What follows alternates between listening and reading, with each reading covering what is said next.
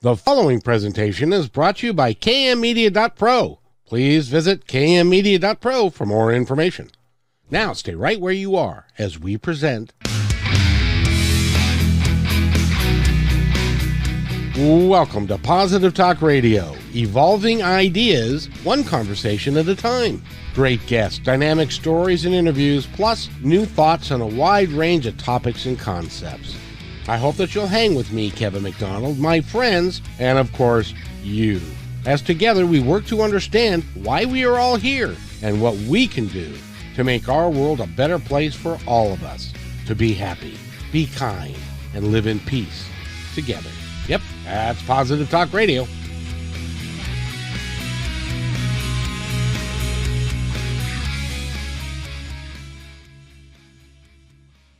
Positive Talk Radio. My name is Kevin McDonald, and I've got a great guest for you today to talk about things that, quite frankly, a lot of folks don't really want to talk about because it's a deeply heartfelt thing, and it can be tough. And especially if you are a woman, a young woman, a woman that has a little bit more seasoning, that this is something that can happen to you at any time. So in any event, Angie is with us, Angie Monko, and if you want to follow along, you can do that by going to harmonyharbor.com. And I want to thank you for being here. This is going to be an important episode for people, I think. Thank you, Kevin, for having me. It really is remarkable as we go through life that we would like to be happy and to be kind and have everything work out just so for us. But a lot of times circumstances get into the way and things change. And then we have to struggle through them the best that we can. And what you've taken on as a life mission is to help women especially, go through the tough parts that can happen with divorce, with if you're widowed, if you lose children, the whole thing. So how did you decide that this was going to be your focus in your coaching career? Well, I didn't start out with this niche. I started out actually helping women who wanted to release weight. Very nice. Because I was in a 12-step program for that. And so I actually started out doing that and helping them with this technique called emotional freedom technique.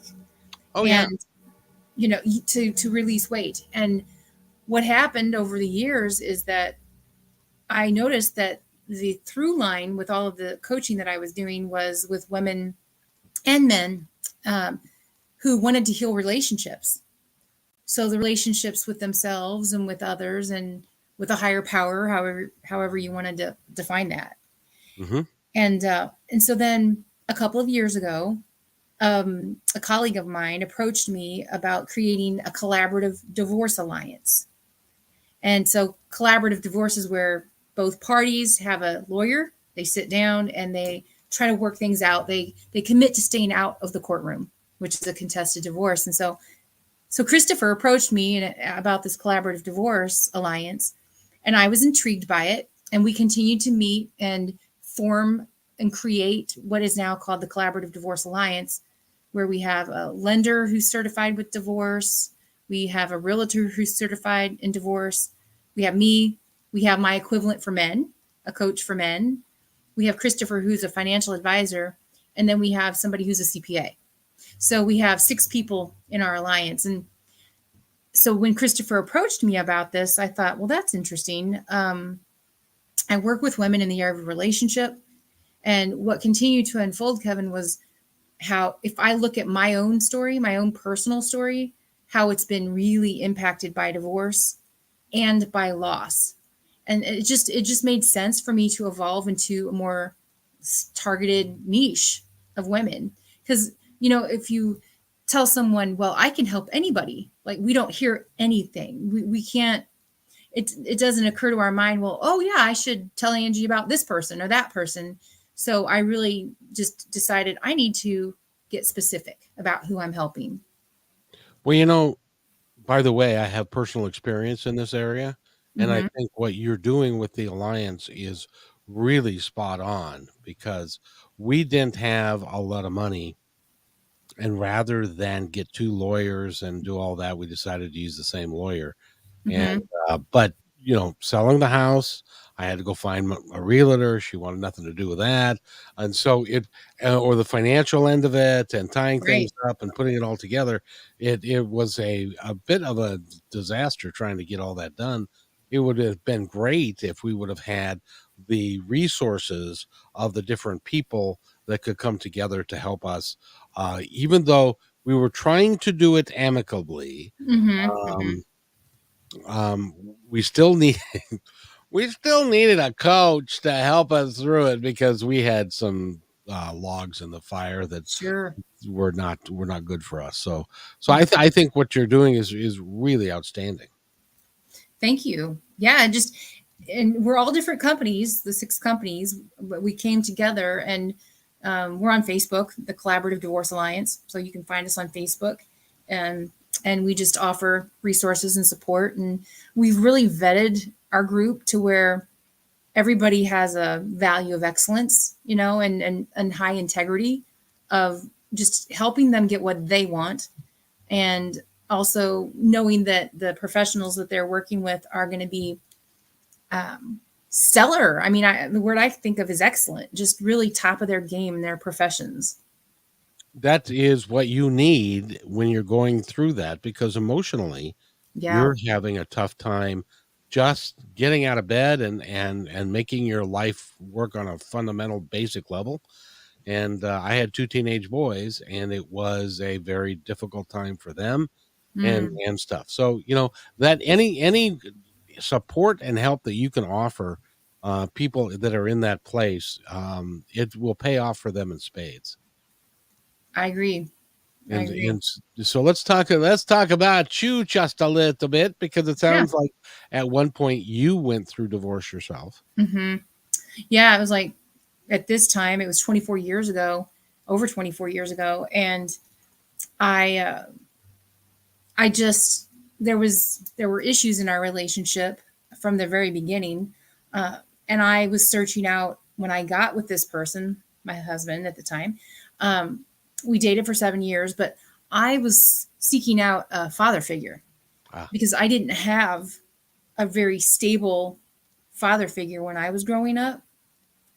He was um, he was abusive to my mom, so oh, I saw that, and I'm protective because we have a good relationship now, but it's taken till now, literally this year, to get that. And it's from forgiveness, forgiving and just realizing that no matter what happened, I mean, we all do our best given our level of experience and all the experiences in our life up until then. But the fact remains that it was a very traumatic childhood, and that I never knew when I would get home or from school or whatever, what mood he would be in. Would it be? It was like a roller coaster, you know. And so it was unnerving to the nervous system, literally, where you just didn't feel safe. I didn't feel safe. well, especially being a daughter, and you want to, when you're real little, you worship the ground your dad walks on, Hmm. because most girls do.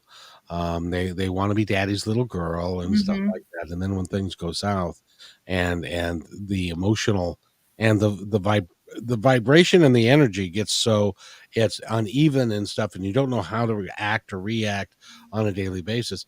And you're walking on eggshells when you were what, 8, 9, 10 years old.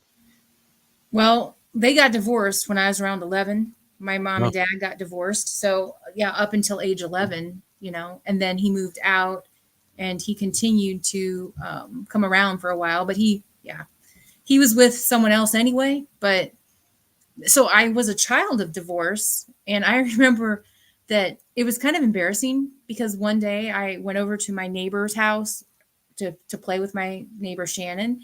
And she said, "So, I heard your parents got divorced." And I'm like, "What? I didn't know that." And I didn't know because I think it wasn't consistent if he was there or if he wasn't. Like, right? I mean, sometimes he would be there and sometimes he wasn't, and they never told us. So it was quite dysfunctional. And just so you know, and I'm sure that you know this now after looking back on this and the number of people that you worked with. It seems to me that virtually every family that I've ever known has been dysfunctional in one way or another. Some of it's more horrific than others. And Hmm. in my case, it was just abject, except for when I was playing sports, just ignoring. Um, Yeah. because my dad was working a lot, and he'd come home and he didn't want to be bothered with kid stuff, and my mother was trying to keep us quiet, Right. and so it was, even though they were married for 50 years, it still was a dysfunctional Right. relationship. But Yeah. having a divorce and then growing up, the last thing you wanted to do is to have a divorce again, and that's exactly what happened. We repeat those patterns, and like I Yeah. said, I was searching out that father figure. So he was like 12 years older than me. Oh wow. Okay. And so what happened was there was I was always giving away my power to him, and I was always people pleasing him. And when I say people pleasing, what I mean by that is when we don't really reveal what we truly think and feel to another person because we don't want them to get mad at us. And I was always a peacekeeper, always a peacekeeper.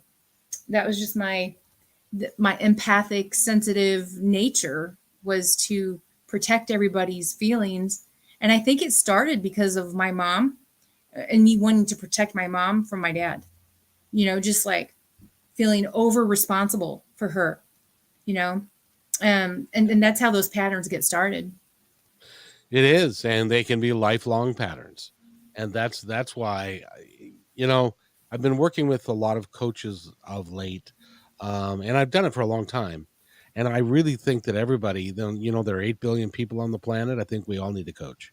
Right. Every, Right.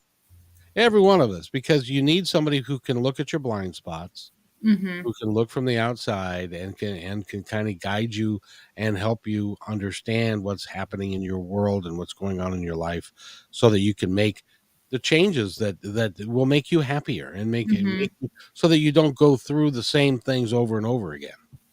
Right. And we all have blind spots. I mean, I Yeah. have blind spots. You have them. We all have them. Yes, we do. I had a blind spot when I got divorced. My blind spot happened to be named Tim. So but Ah, that's a story for another time. right. Right. But it's just one of those things that so I'm glad you're doing what you're doing. Now, you also um had a tragedy happen Yeah. in your life, and I'm looking at the picture of her now. Her name Yeah. is Maddie. Right. Gorgeous young lady. Thank you. Yes. Yes. So back to my story of my first marriage. We, so I always gave my power away to him, and in relationships, and whether or not I stayed at church, I left my church.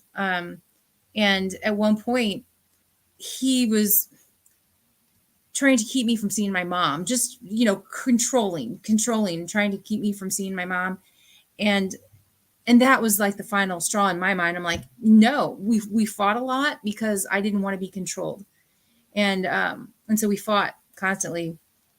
And so I ended up, he'd been married like 5 years at the time. And I just wanted out of the marriage. I felt like I was, again, that over responsibility piece, that everything was all work. I was commuting over an hour one way every day to work and then back. So 2.5 hours on the road every day. And I just felt like life was so stressful. When we had a daughter, Maddie, and we had been married like 3.5 years, something like that. And we had Maddie, and 4 days after she was born, we learned that she had cystic fibrosis. And we didn't even know we were carriers of this genetic disease, but it affects the lungs and the digestion, and it's a really terrible chronic disease. And you can't really tell by looking at somebody that they have it, but it definitely affects their lungs. And if you get like a cold, and the you get scar tissue on the lung over time, and so you get more colds, and it affects digestion, which is your immune system, and so it's just it all works together to create a really terrible, nasty disease. And so we had a special needs child, and I remember um, I was I didn't want to have that intimacy with him. I was resentful of him, and it was a deep underlying resentment, you know, Hmm. that I don't even think I was that aware of. I just knew that I didn't want to remain in the marriage. I just didn't want to stay, and so I asked him for a divorce and asked him for joint custody of our daughter, and he denied that, and he actually said over my dead body. That's what he said. Um, I guess that would be no then. right. He was adamant about it. And I mean, I understand. I understood at the time because I was the one that wanted out, and he felt hurt and he felt betrayed, and I get it. Uh, and at the same time, I was a good mom. Like I didn't deserve to not have at least joint custody of Maddie. But because of the dynamic of, I think, authority, he was 12 years older, he'd been my teacher, that authority in our lives. I didn't have the courage to fight him.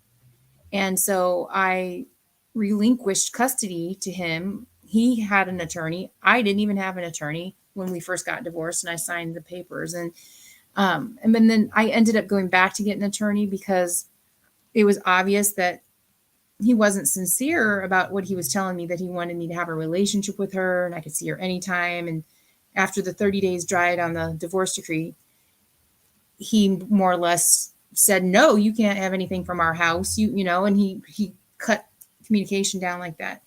And so when I realized that, I went back and got another attorney. I got my first attorney, and we ended up going back. I was prepared to go to court, but you know how they are. They got us to the courthouse that day, and they had us negotiate outside of the courtroom, and I ended up getting more. As far as visitation, that was my. It wasn't just a Saturday; it was a full weekend, and then holidays and summer visits and stuff like that. But I would have gotten probably full custody or at least joint custody had I gone in front of that courtroom, Hmm. right? And so I was misrepresented. I wasn't represented well. And so I ended up settling and, having that where he had legal and um, physical custody of our daughter. Well, And it's he, it's really hard, especially when your two attorneys, the one that's supposed to be working on your behalf, mm-hmm, is negotiating with the other one, and neither of right, them want to go to trial. exactly. And so they're trying to figure out a way to not go to trial and to make it all work, but it still wasn't what you were looking for or what you deserved. Not at all. Why didn't my attorney say joint custody minimum? Joint custody minimum. That's all she'll accept.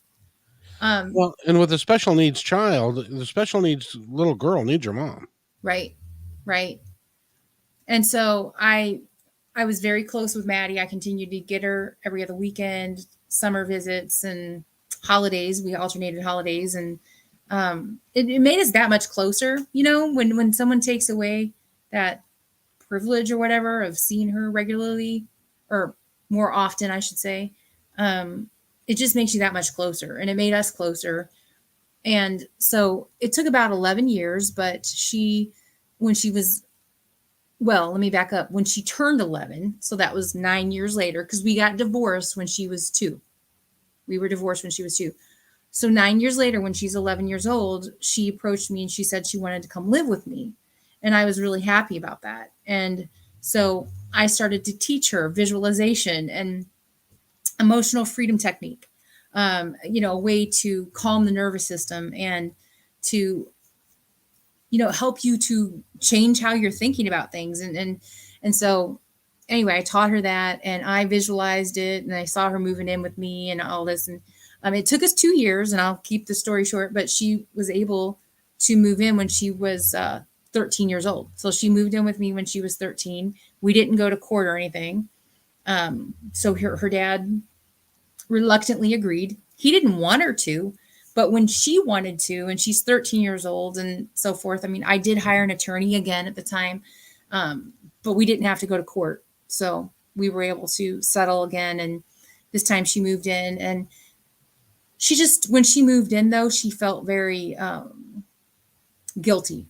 She felt guilty for leaving her dad's family because he had remarried a year after we divorced and had two boys. And so she just felt like she was selfish, for wanting to come and live with me.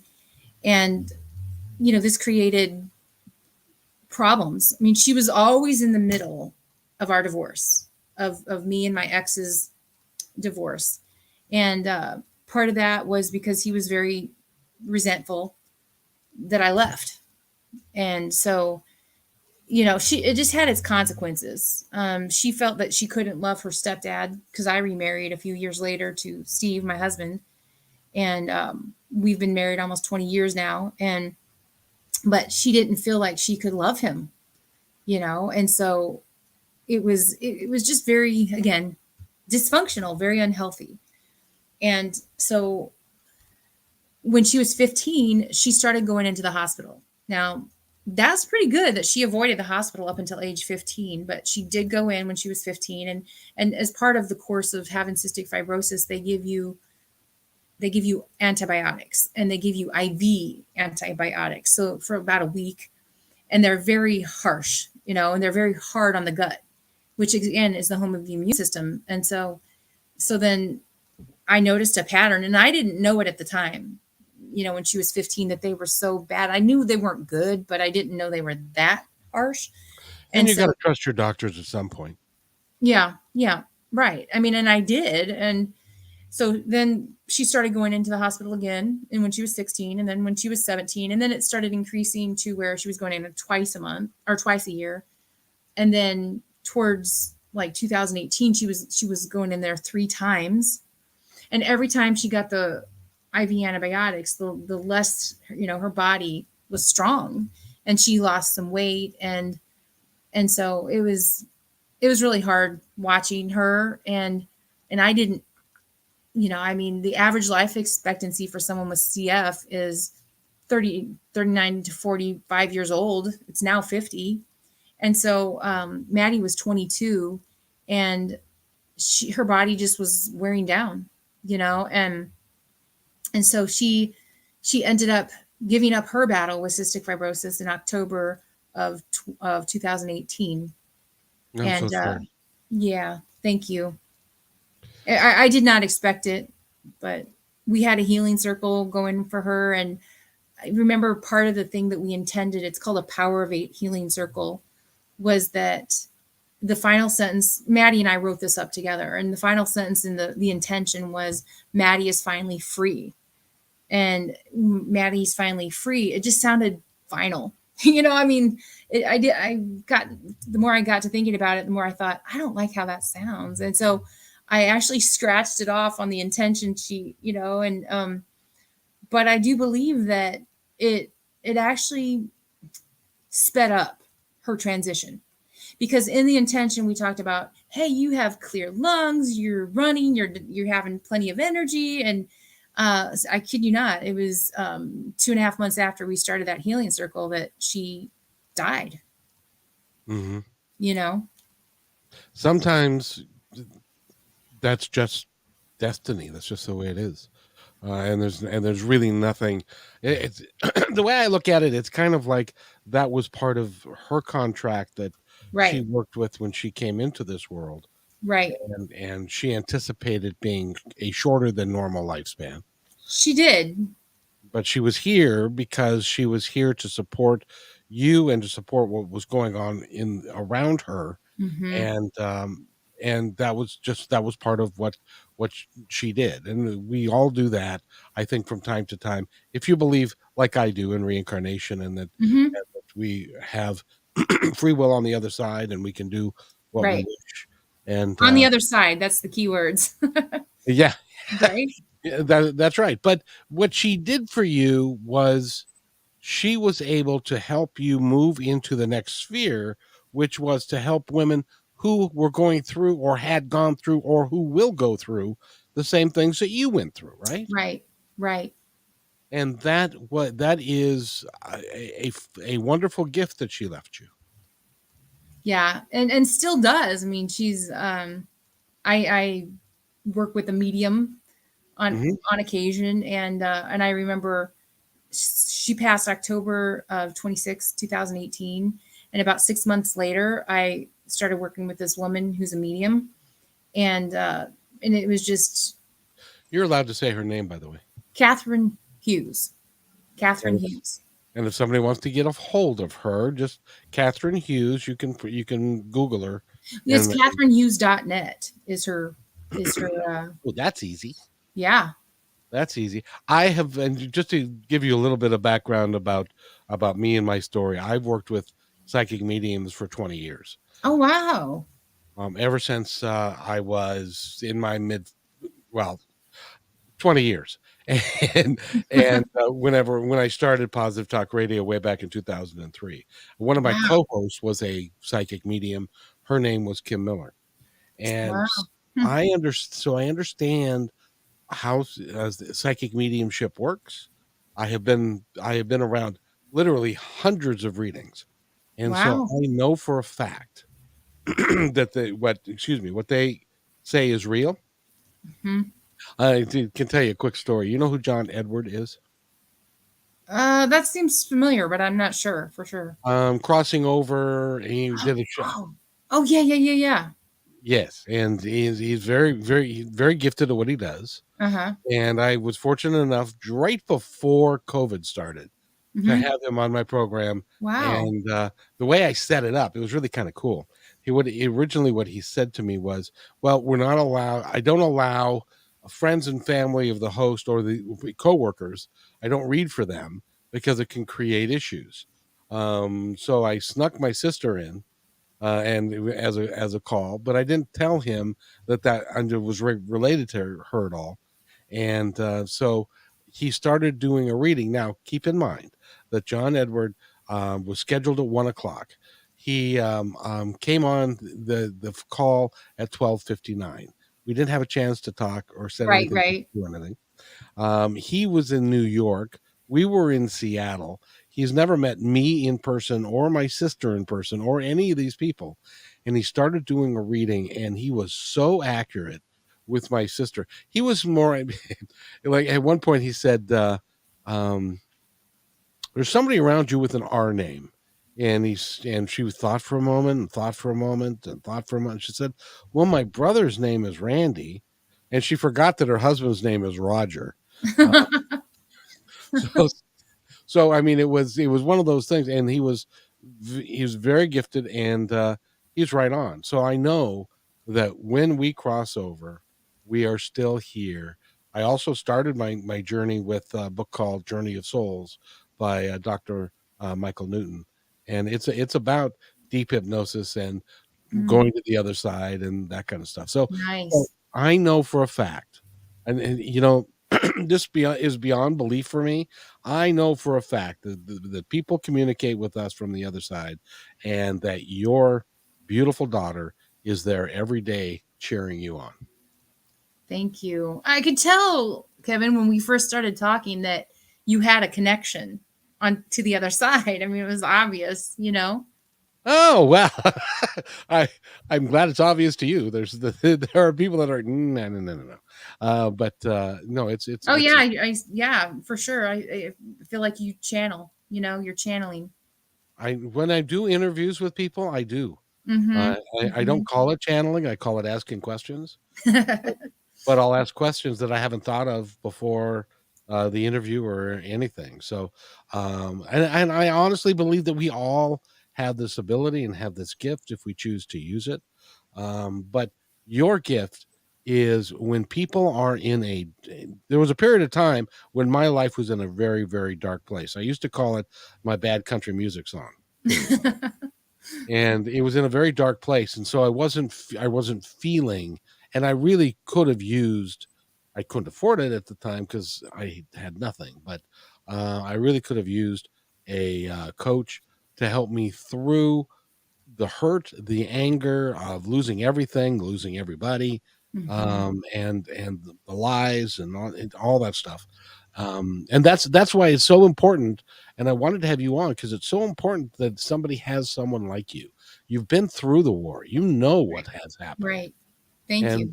and so now you are in a position to where you can say, "Oh yeah, that happened to me," and oh by the way, this is what you can expect to happen next, Mhm. and stuff like that, so that people can really understand the psychology and the thing that everything that happens to you while you're in this process of grief Mhm.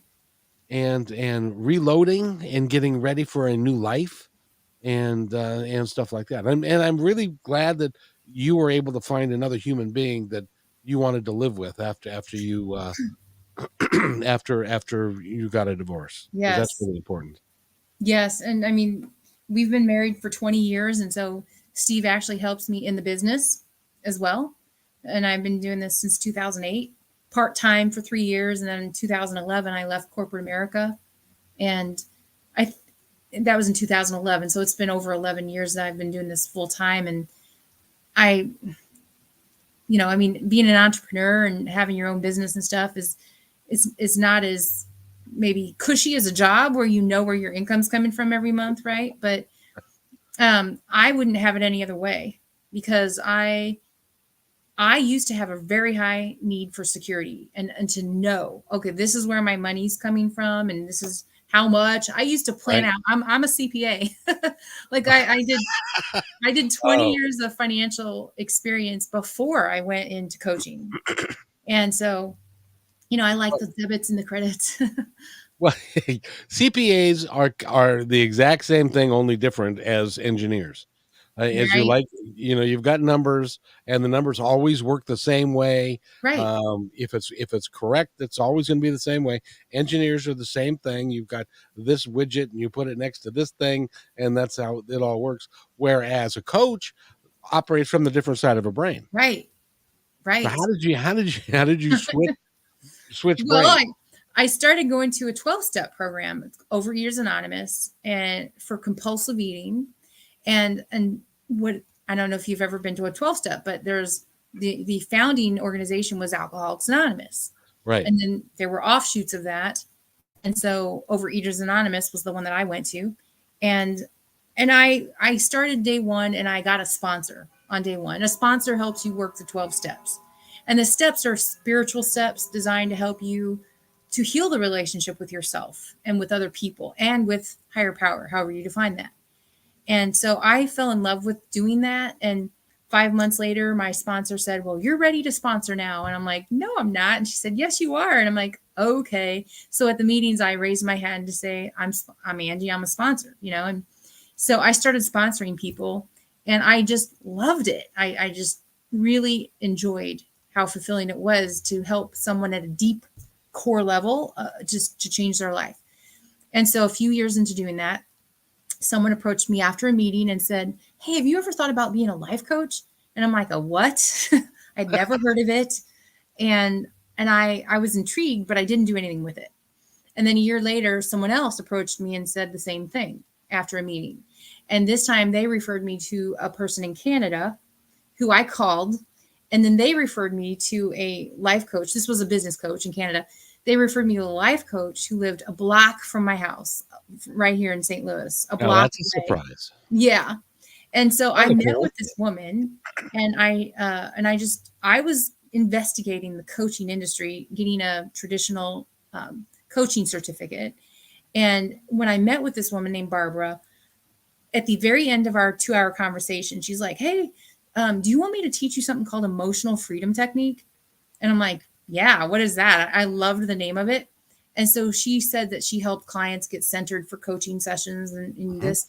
Well, when she taught it to me, I was so impressed by it and just how simple it was, but profoundly powerful, that I decided instead of going the traditional coaching route, that I would get certified with EFT, emotional freedom technique, also called tapping.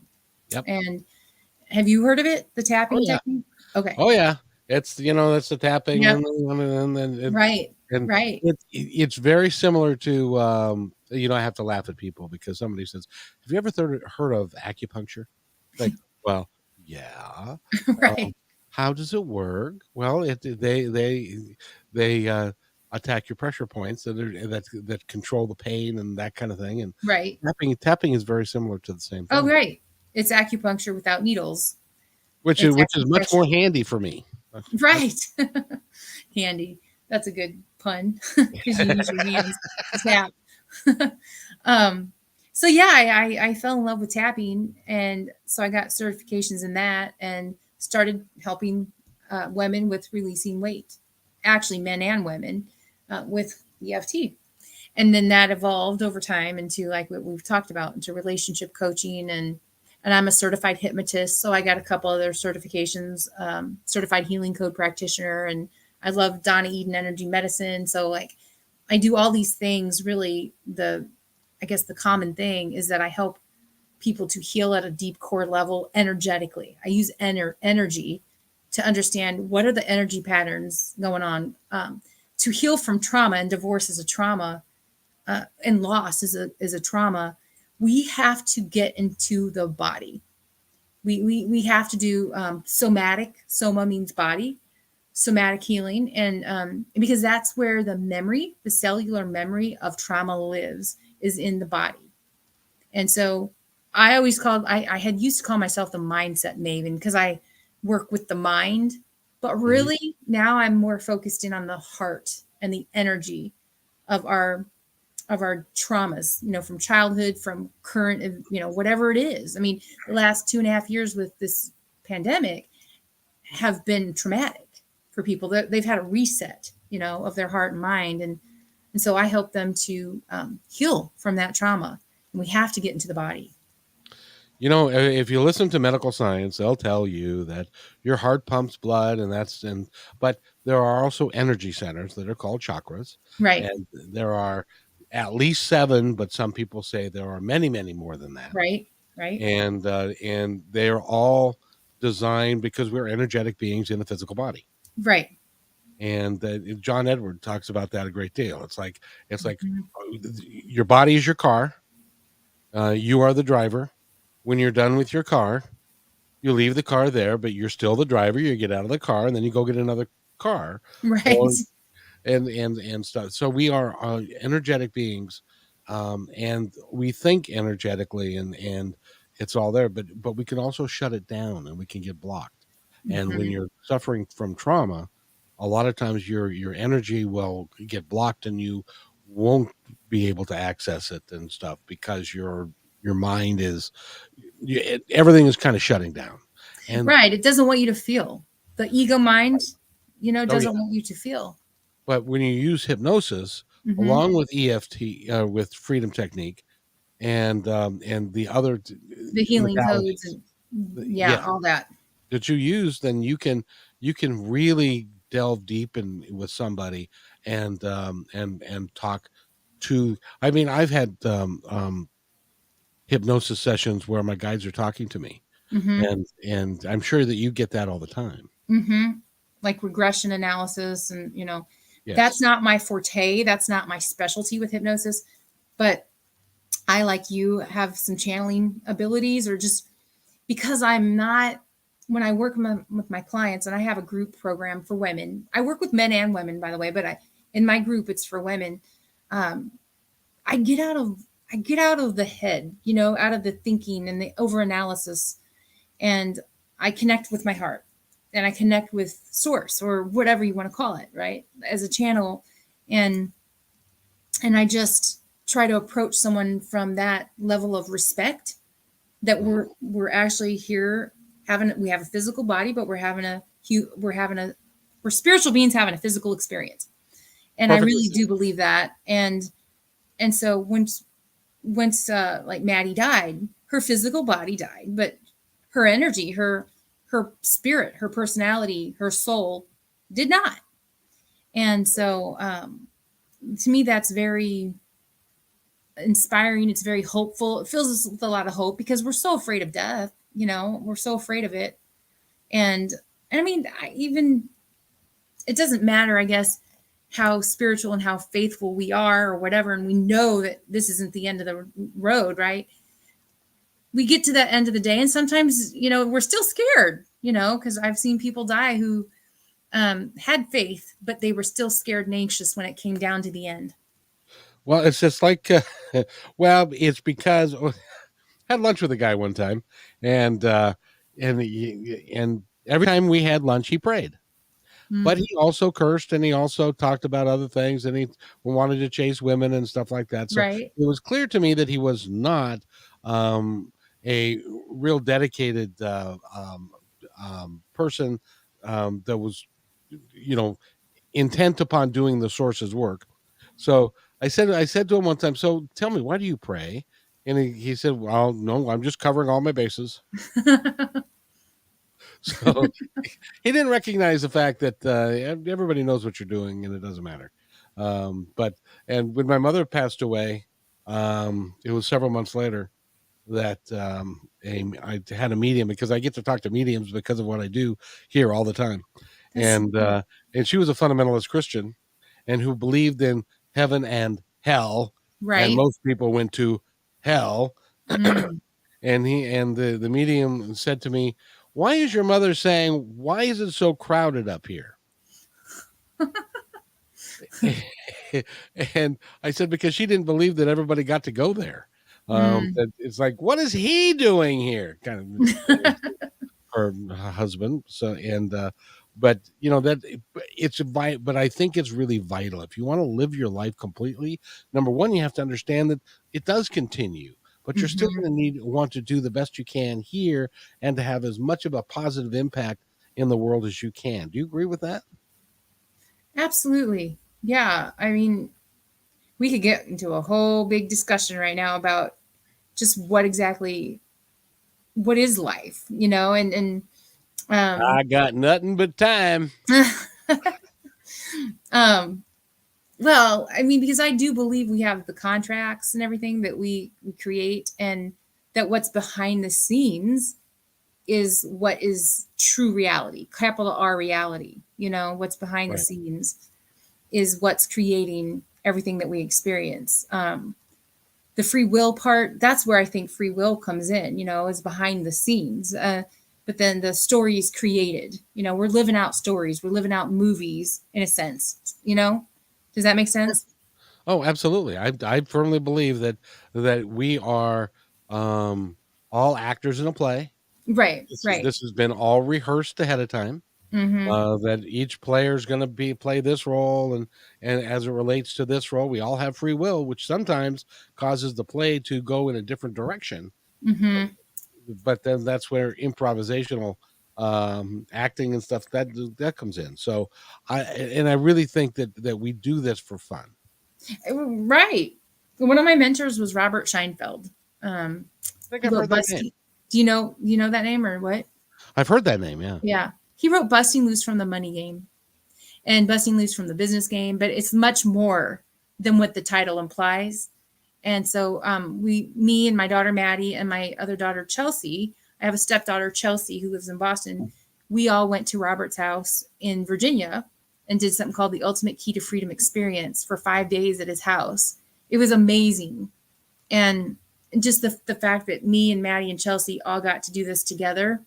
And, Robert's teachings are all about how this is an alternate reality. It's a script, everything's being played out as it's supposed to, like a story or a novel. And that he calls it true creative essence is what's behind the scenes. And that really everything that's happening here is not good or bad. It's creative. It's a creative expression. Oh And yeah. and that, I don't know. Every life is a mystery. I don't really know exactly what everything is that's going on and so forth. But how much of it is free will? Well, he doesn't think that there is free will as far as characters. He doesn't believe the characters here have free will. Okay, that's his bias. He Yeah. admits it's just his bias. I mean, nobody really knows exactly until we go in transition. Oh, exactly. But there's moments in every one of our lives when we have a clear-cut decision to make, and it affects our life one way or another, depending upon that decision. And if we make the decision differently, not right or wrong, but differently, then your life will turn out in a different way. Which at least that's my opinion. Right. Has that ever happened to you? It's happened to me where the decision I made caused my life to to go in a certain direction. Had I made the different choice, it would have gone in a different direction. Well, I can tell you the one the thing that comes to mind for me, the biggest turning point decision was when I got divorced and I was sitting, it was prior to getting divorced. My ex brought the papers and we met at a restaurant, at a local restaurant. We sat down at that table and I was reading through these papers that his attorney had drawn up. And it said I would get her Saturday from 6 a.m. to 6 p.m. Or I'm sorry, 9 a.m. to 9 p.m. 9 a.m. to 9 p.m. on Saturdays. Every other Saturday. That's it. 2 days a month. Okay.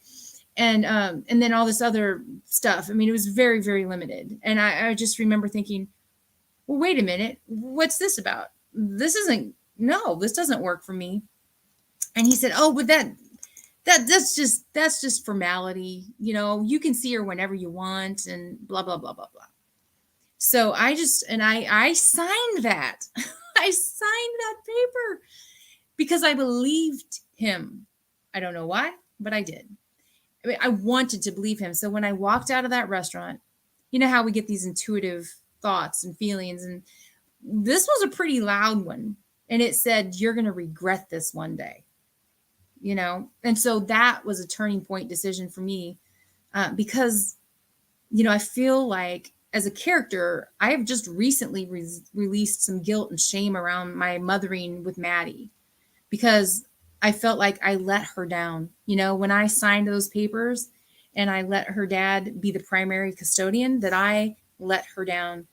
I could tell you so many more other stories about her and just how I felt like I let her down, you know, and I told my husband, Steve, this the other day, and he's like, you know, Angie, maybe you made some decisions that you let her down at times, but my gosh, you gave her so much more than you ever took away. Like you were always trying to help her. And I was her biggest champion, you know, and I, when she died, I felt like I can't make it up to you anymore.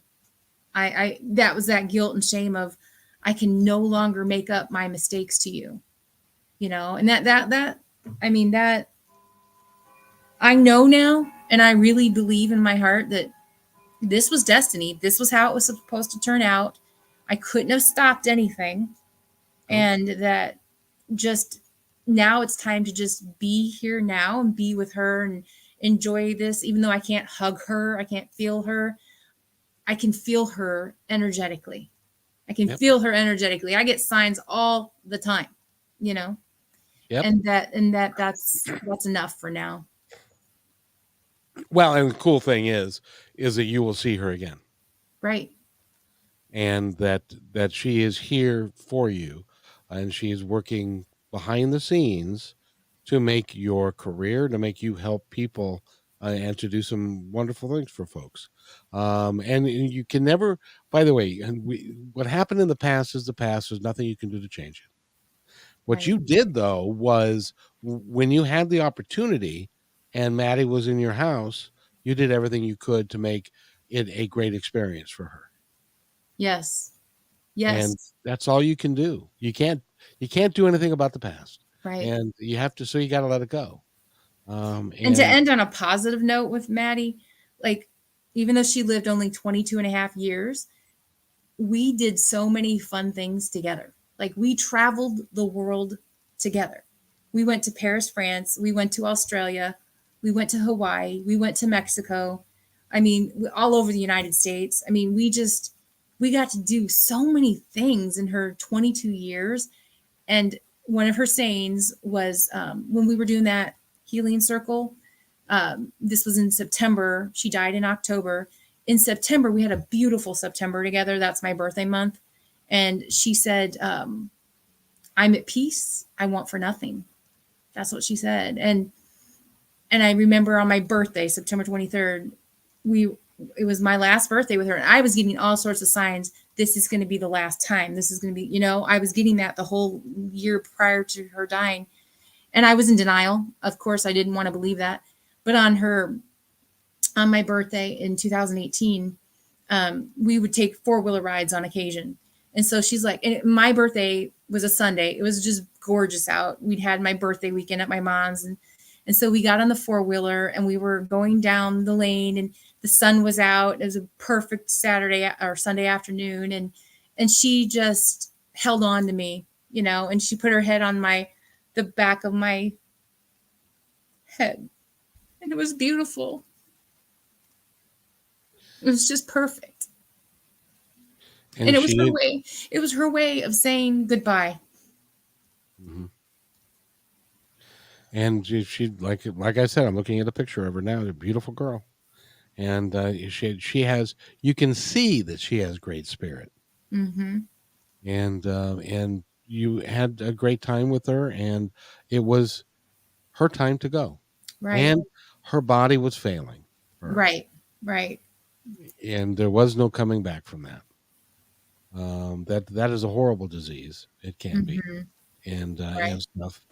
But you have nothing to be ashamed of, nothing to be sorry for. You did a great thing by her, and you're doing a great thing with the people that you're working for since. And sometimes those things, those experiences that we have, cause us to be able to go do some great things. And you're working hard to do some great things for some people, and I honor you for it. I think you're doing awesomely. Thank you. Thank you. And you can go to harmonyharbor.com and you can find out all about Angie and her work. She's got a blog. Tell me about the free ebook. What are you going to give them for free? Self care for women going through divorce. So it's an ebook out there that shows them how to do self care in 15 minutes a day and really start to get power back, reclaim their power over their lives, get their lives back if they've been impacted by divorce. And they don't have to be going through divorce, they could be contemplating it. They could have been impacted by it. Say they have kids in the middle. They could have been divorced for 15 years. It doesn't really matter. But if they've been impacted by divorce or loss, they'll benefit from that. And I have a free class. It's virtual, so that you can join anywhere in the world. And it's coming up on August 17th. And it's called The 3 Secrets to Survive the Stress of Divorce. And so that's at 5 p.m. Central. It's out on my website under events, and they can go register for that for free. So I do have some free resources. And one thing I want to say is if they could join this retreat that I have coming up, it's online. Again, anywhere they can join it. It's August 27th, so 10 days after that. I do these once a quarter. It's a full day retreat, and they can get it for early bird of $97. And the amount of value that they get for this is just amazing. But it's $97, and so it's they can That's register now for that. that's nothing. That is well, it's not nothing, but it's well worth the investment, because one of the things that we're finding with COVID and hanging out in your house all the time and not being able to go out and just hang out with people because you don't want to get sick and stuff Hmm. like that is that if you can do a session like this with a group of like-minded people, even though it's in Zoom, you Hmm. feel like you're actually even there, Right. and Right. you feel like you're working together. And I highly recommend it, because that's how we're keeping our human connections together. Correct. Correct. Yeah. Yeah. So I applaud what you're doing. You are awesome, and I Thank you, want to thank you Kevin. for being here. You were amazing. I can't believe you've been doing this since 2003. You have a heart of gold, I can tell. Well, my mission is to help people understand that we are all one, and that Hmm. we all can work together to achieve great things. But in order to do that, we have to all work together to achieve great things. And that's why I love talking to people like you, because you're doing the same thing I'm doing, just in a different way. Right. Right. Exactly. And I truly appreciate the work that you're doing, and the loss that you've experienced and also the wonderful things that you've experienced. By the way, is that a clock, a chiming clock in the background? It is. I You heard love that earlier. those. Yeah. Yeah, I love those things. So we're going to run out of time here, and I would can a couple things. Yeah. First of all, will you come back and talk to me again? Oh, I would love that, Kevin. I would love to have you back. There's so much more that we need to talk about. This has gone a little dark because of the loss and stuff, but there's lots of positivity and light that we can bring. Oh, yeah. Yeah. And the second thing is I'm going to set myself aside, and I'd like you to talk and to say anything that you would like to the audience that's listening now or is going to be listening into the future about anything that's on your heart to say. Just to, I think, have fun, relax about it all. I have a little sign that says relax and accept the crazy in my kitchen. And because life is a crazy ride, but it's not the end of the road. And we will see our loved ones again. We're all connected. We're all one, even though it feels somewhat isolating at times. That to have hope, to have inspiration, because why not, right? This is a wild ride, and I seek gratitude no matter what. It's like gratitude no matter what. After we feel safe and supported, which we can heal trauma if we start to feel safe and supported, and then we can start to create joy and inspiration. But we have to have that safety and that support first. And we've been talking with Angie Monko. And you need to get in touch with her. You can go to her website, which is harmonyharbor.com. And is it Angie at harmonyharbor.com? It is. Yep. That's my email. And so you can get a hold of her. You can go there and get the free ebook. And there's also the events. She's got several podcasts she's been on. I'm hopeful that she'll add our podcast to your website. Of course. Again, I thank you ever so much, because it's just been it's great fun. And what I would tell people is, don't take life so seriously. Yeah. Take care of each other. Be kind to one another. Understand that it doesn't end, and it's not going to end badly. It's just going to end. Right. But it doesn't end because you get to go. That's the one thing that, and one of the other things that I love to do is to talk to or to listen to near-death experience studies. Mm-hmm. And virtually all of them say that at the end of the day, there's only two things. There's love and fear. Yeah. And we need to act out of love and put fear away. And if we can do that, then we can do so much more. That's very true. You need, if you're lost, if you are not feeling it, if you're not feeling like you can get out of it, get a coach. I would recommend Angie, but get a coach that can help you understand that you can recover, right? Especially from divorce, or worse yet, widowhood. If your spouse dies, or if your children pass away. I can't think of anything more horrific than that, but go talk to a coach. They can help. Yes. So, and I recommend this one because I love all the tools that you bring to it, the hypnosis, the tapping, all of that. You can actually help people in a myriad of ways. So you should be very proud of yourself, young one. I try. By the way, my birthday is September 11th. What's yours? Oh, September 23rd. Oh, you're younger than I then. So I'm a Libra. Oh, I'm a Virgo. So yeah. So I every 9/11 I get to have a birthday, and it's not nearly as much fun as it used to be. I got to tell you. I bet. So anyway, we've been talking with. Thank you so much. We've been talking with Angie Monko, and go to our website, which is harmonyharbor.com. Thank you. If you'll wait right there, I'll be right back. Hey, thanks for enjoying this episode all the way to the end. Please give us a like and subscribe to this channel. This has been a production of PositiveTalkRadio.net. Please visit our website, oddly named PositiveTalkRadio.net, for more details about us and our mission, which is to provide great positive programming designed to inspire us all. I'm Kevin McDonald, and I'm proud of these shows, and I truly hope that you'll like them and share them with friends and family. So on behalf of our entire team, remember, be kind to one another because each other's all we got.